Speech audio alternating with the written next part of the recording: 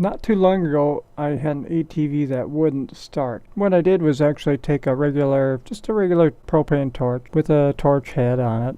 Without igniting the head, I just stuck the head into the carburetor on the ATV, and I opened the valve, turned the motor over, and it started right up. Other than that, it wouldn't start, even if it had a full tank. It was just that cold out.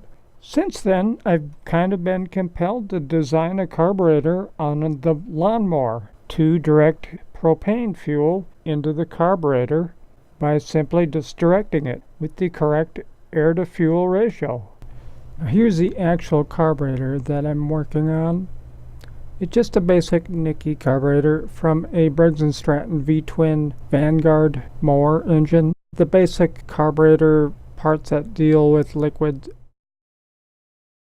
And this here is a map torch head that broke apart, and so I'm taking the map torch valve head piece out and using it as a valve for the carburetor. It just happened to be a good fit, but I had to drill the carburetor itself out.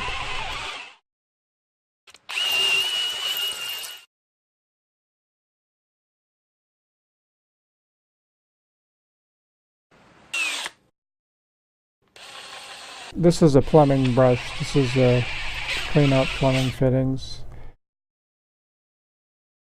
It's got a nice tight fit. I just want to get that tip in there so when the gas actually flows through, that doesn't leak back out, because this carburetor is sitting vertically.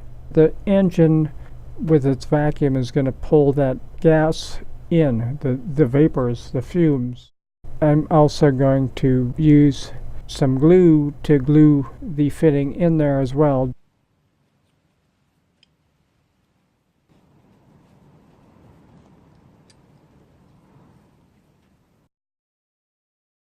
I'm going to go through and just fill all the holes so the gas doesn't have a chance to leak out.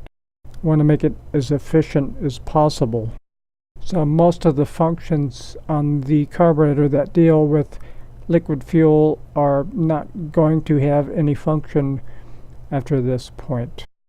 Other than the butterfly valve or the throttle valve, that is going to control the airflow, but I still have to design a means to control the flow of the gas that is entering the carburetor.